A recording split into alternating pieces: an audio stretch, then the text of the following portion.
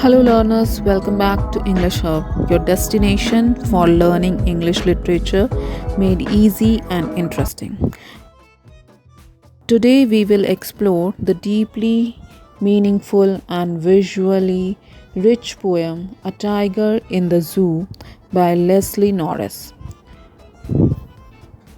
And in this video, we will understand about the poet, analyze each stanza, uncover the themes of the poem, and break down all the poetic devices used.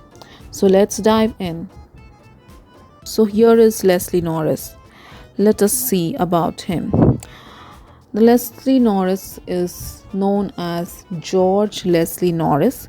He was born on 21st May 1921 in Wales, and he died on 6th April 2006. He was a Welsh poet and short story writer known for his nature poems and sensitive observation of life. His poem often reflects emotions, wildlife, isolation, and freedom. He was a fellow of Royal Society of Literature, and his style is simple yet rich with emotion and imagery. Now let us see the poem. This poem compares the life of a tiger in the zoo and in the wild. It shows the contrast between majestic freedom of a tiger in its natural habitat and the sorrowful life it lives in a cage. The poem is dialectic in nature, criticizing human cruelty and animal confinement. This poem is having 5 stanza, 5 quadrants, altogether 20 lines. Now let's see the poem. He stalks in his vivid stripes, a few steps off his cage, on pads of velvet quiet, in his quiet rage. He should be lurking in shadow, sliding through long grass near the water hole, where plump deer pass. He should be snaring around houses at the jungle edge, baring his white fangs, his claws, terrorizing the village. But he is locked in a concrete cell, his strength behind bars, stalking the length of his cage, ignoring visitor. He hears the last voice at night, the patrolling car, and stares with his brilliant eyes at the brilliant stars. So this was the whole poem by Leslie Norris, George Leslie Norris. The rhyming scheme of the poem A Tiger in a Zoo is A, B, C, B. Now let us see explanation. In the first stanza is text as he stalks in his vivid white stripes, the few steps of his cage on pads of velvet quiet, in his quiet rage. In this stanza, the poet describes a caged tiger who is moving restlessly inside a zoo, and stalks shows the tiger's natural hunting movement. But here he is in cage and he can move only few steps. The tiger can only take few steps inside the cage. He is not free to move all around like a jungle tiger or like a tiger when he lives in a jungle. The phrase that is vivid stripes shows the beauty of tiger, that how beautifully The god has given him the mark of stripes. The natural body marked with stripes are being described with the words vivid stripes. His paws are soft like velvet, moving without any sound. But inside he carries quiet rage. That means anger, frustration, and helplessness, because he is not in the wild where it belongs, where the tiger belongs. He is inside the cage. The mood of the stanza is anger, sorrow. Next stanza is text as he should be lurking in shadow, sliding through long grass near the water hole where plum deer pass. Here the poet imagines the tiger in his natural habitat, that is the jungle, the forest area.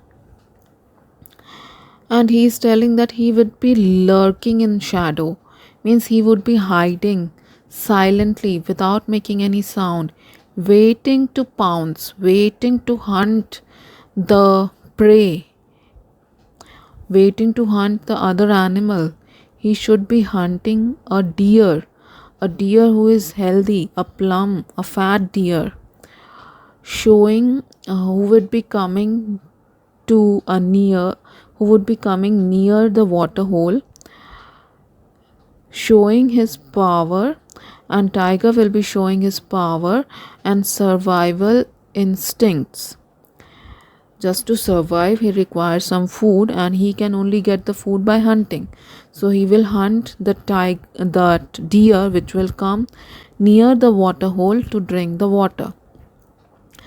The word should highlights the contrast between what a natural and what is real, his life in the zoo. He should be means he has to be doing, he would be doing this. If a tiger is living in a forest, he will be hunting, he will be attacking the other animals. But whereas the tiger in the cage is just sitting idle, watching around. The jungle is where the tiger belongs, not in a concrete cage. The mood of this stanza is natural, wild, freedom. Next stanza is text as he should be snaring around houses at the jungle's edge, baring his white fangs, his claws terrorizing the village. Here the poet explains that the tiger should have a wild behavior, then only that would be termed as the tiger. If a tiger is behaving like a dog or a cat, then that we cannot say that's a tiger. Every one of us has seen a tiger, like a wild, attacking, making sounds, fearing us, terrorizing us. Then only that animal is termed as a tiger. Otherwise, that could be any other animal. So the tiger often comes close to a human settlement when the forest shrinks. When the forests are being cut down, then the tiger come close to the place where humans are living, and he would be terrorizing the humans. Snaring shows the aggression, and baring his fangs and claws shows his strength, that how strong the tiger is. He is supposed to strike fear in village, showing dominance. But the irony is that the tiger is in the zoo. This power is being suppressed because he is caged. He is there in a concrete cage.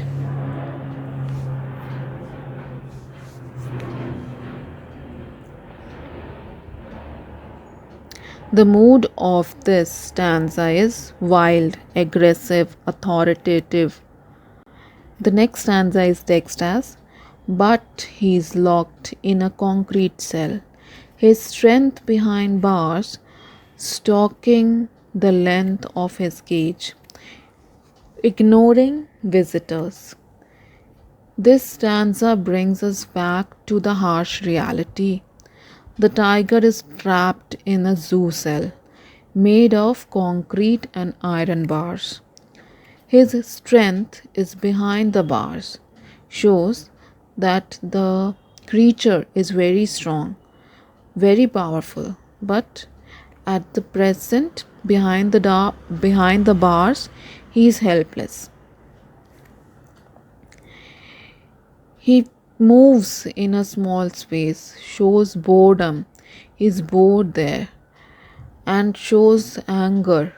He ignores people, indicates that he has lost his interest and he is defeated. The tiger is like a emotionally dead. A tiger is showing that he is dead. He's The mood of the poem is hopeless, painful.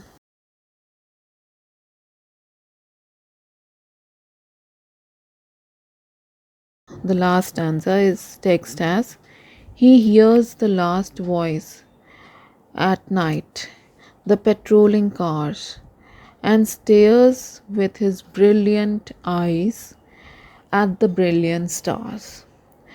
In this stanza, it's a night time and everything is quiet. Silence is there. The tiger hears the last voice. The voice of a guard, of a visitor, of the patrolling car that shows that the tiger is in the zoo. And alone, unable to sleep, he looks at the stars. With his brilliant eyes, with at the brilliant stars. The brilliant eyes are just as shiny as the stars. When we see the eyes of a tiger in the night or of any animal in the night, they shine just like a star. So here also the poet is telling about comparing his eyes with the brilliant stars. The brilliance of the stars contrasts with the gloom of his life. This also being shown in the poem. It suggests a longing for freedom. His eyes still holds inner fire, but he remains trapped. The mood of the mood and the tone of the stanza is sadness, lost freedom, reflection. Now let us see the poetic devices related with the poem. In the first stanza we can see alliteration, the sound of S is being repeated. Apart from that we can see oxymoron, quiet rage. The two opposite words are there in the line, quiet rage, which shows oxymoron. Apart from that, we have enjambment in the first stanza. The continuation of the line is being seen. Then we can see imagery in the whole poem. The poet beautifully shows the lifestyle of a tiger in zoo as well as a tiger in a forest. We can also see in the poem irony. The tiger is powerful yet is being trapped is an unexpected situation that is being shown by the poet. A contrast is being shown, that is the jungle versus cage. The poem shows the two different realities of the wild animals, of a tiger life. This is seen in the whole poem. Then now let us see the second stanza. The second stanza has alliteration in the fourth line of second stanza. Plum deer pass. The sound of P is being repeated.